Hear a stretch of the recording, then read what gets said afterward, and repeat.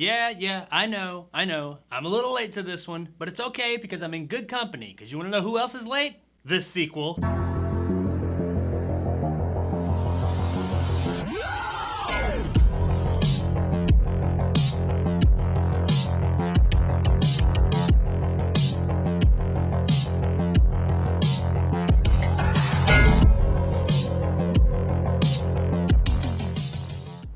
Scream, or Scream 5, which is what I'm going to refer to it as because that's what the fuck it is. Fuck this name. Is brought to us by directors Matt Bellinelli Open and Tyler Gillett, and stars Neve Campbell, Courtney Cox, David Arquette, and Melissa Barrett. 25 years after the original series of murders in Woodsboro, a new Ghostface emerges, and Sidney Prescott must return to uncover the truth. Or she just could have stayed the fuck out of it. Probably would have been the smarter move. So Scream 5 is, you guessed it, the 5th entry in the Scream franchise, and it's been a while. Scream 4 came out 11 years ago, and it had been a while when it came out since Scream 3. They just keep trying to revitalize this franchise. And while I am a big Scream fan of at least the first 2 movies, the question is, should they keep trying to revitalize this franchise? Because it really seems like every entry since Part 2 is just trying to chase the glory of the first 2 films and not quite doing it right. But how about Scream 5, aka Scream, which I really hate this new thing they're doing where they bring out a new entry in a long-standing franchise, and instead of putting a number or a subtitle or something to differentiate it from the original, they just give it the exact same fucking name as the original, kind of like Halloween 2018 did.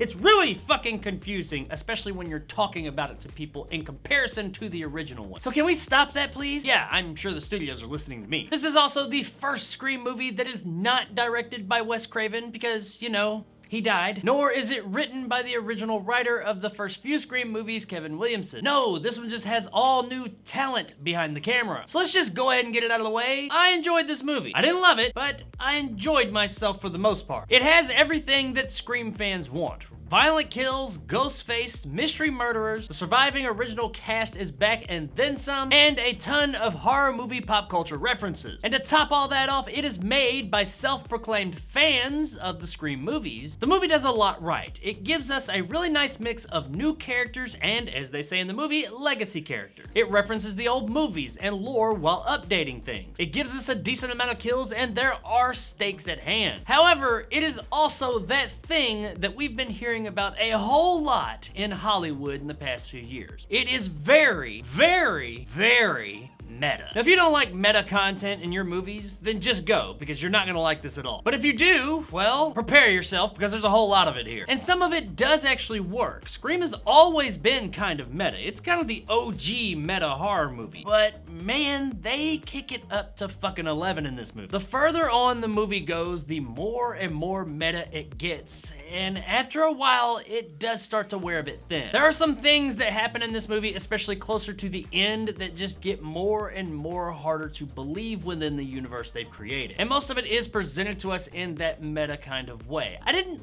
hate any of it, I'll say that, but I did definitely take notice of some of it and kind of roll my eyes here or there. Now, this isn't me saying that the movie's just terrible and you're gonna hate it. Absolutely not. If you like the other Scream movies, you're going to find some enjoyment here. But don't go into this movie thinking it is like the best Scream movie ever made, because it's not. I mean, it's better than Part 3, it's probably better than Part 4 if I could even remember it. Doesn't stack up to Part 1 for sure, but I mean, really, what does? I'd put it on the same level as Part 2. Part 2 is just maybe slightly ahead of it, but it's right around in that neighborhood. I had an overall good time with the film, but it doesn't change the fact that there were flaws with it. The kills also, they're not done badly, but I didn't really find them very inspired. There were no fuck yeah kills in the movie. Now granted, there were no what the hell was that kills either. They were all just kinda, oh, okay, yeah, that was neat, I guess. Now when it comes to the characters, the vast majority of them don't really stand out as much as they did in the original 2 films either. Our legacy characters all do a really good job. Whenever they show up, it does bring a much needed energy to the scene. And Melissa Barrett as our main character is entertaining to watch. She does a good job. But everybody else, all these other new characters, I really had a hard time distinguishing them all. I couldn't remember any of their names even while I was watching the movie. In fact, there are 2 female characters in this movie I kept getting mixed up and thought they were the same person. And I know they're supposed to be cannon fodder, if you will. They're just pigs for the slaughter. You're just waiting to see them get picked off. But at least with the original 2 movies, especially the first one, their little sect of friends that was getting picked off, they were all memorable. You remembered all these characters. So when one of them got taken out, it meant more to you. With the exception of our legacy characters and Melissa Barra's character, you just don't really care about anybody else. Now that being said, when it comes to our legacy characters and they are on screen and they're put in mortal danger, you do feel it the whole time. You get real tense because you don't want one of them to get taken out. That is how you do characters. We have a connection to these characters. We don't want them to die. We're nervous when they're on screen in a scary situation because we don't want to lose one of them. That's what you need to do with your new characters too. Make us care about them. So when they're put in a situation that's dangerous, we are real tense and scared because we don't want to lose them. And that brings me to the end of the movie. Now I'm not going to spoil anything here, and I don't want to say too much. The reason that this thing is happening in this movie, I just didn't care for. It didn't do it for me. On top of that, I kind of knew from fairly early in the movie someone who was involved with this whole thing. And I'm not like Jacques Cousteau or anything, but there was something about the way this character was played that kind of gave it away. Now, even though I didn't love this ending, specifically the reason behind why all this is happening, I didn't hate it. It was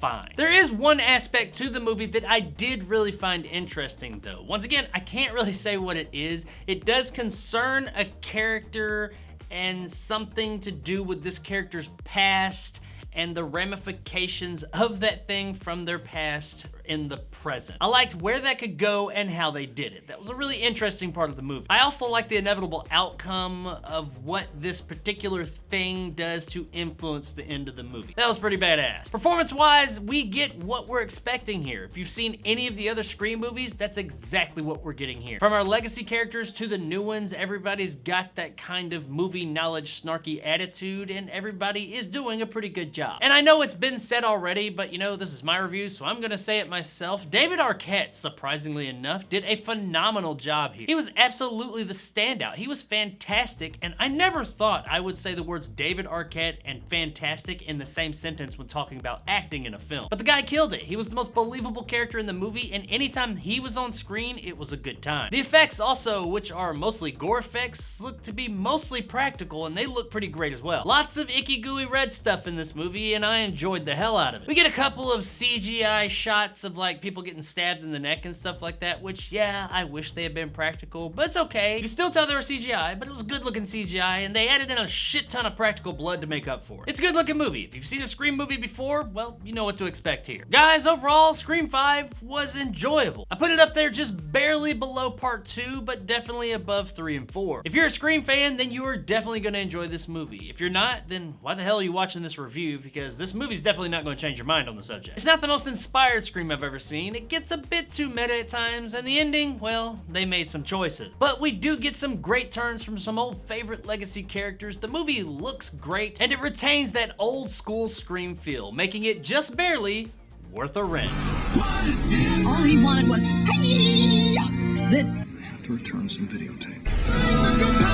So yeah, I was hoping this one would be just a bit better, but you know, it was still an entertaining ride. And if you're a fan of the franchise, you're going to have a good time with this, so go check it out. So there it is, guys, my review of Scream 5. If you enjoyed and want more content like this, hit that subscribe button and help my little channel grow. If you want to help out the channel, check out my Patreon in the description below and become a jarhead and get some of the awesome benefits to go along with that, like these guys, and possibly join my top tier and become a bad motherfucker like my man Greg C and Dragon Khan. If you liked what I had to say, give me a like. If not, let me know in the comments below why. And as always, stay sexy, Woodsboro. Hello, Sydney. It's an honor. Now this movie references scenes in the first movie a whole lot. So much that there are scenes in this movie that are shot exactly like the first movie. And there is one scene where someone goes into like a basement or a garage area, and it is at that point that I was just hoping and praying, yes, this is it. We're gonna get a reshot scene of the Rose McGowan death from the first film. You know which one I'm talking about. The doggy door garage door opener killer. It is the stupidest fucking scene in the entire movie. But I fucking love it, and it could have been awesome, but they didn't do it. Son of a bitch.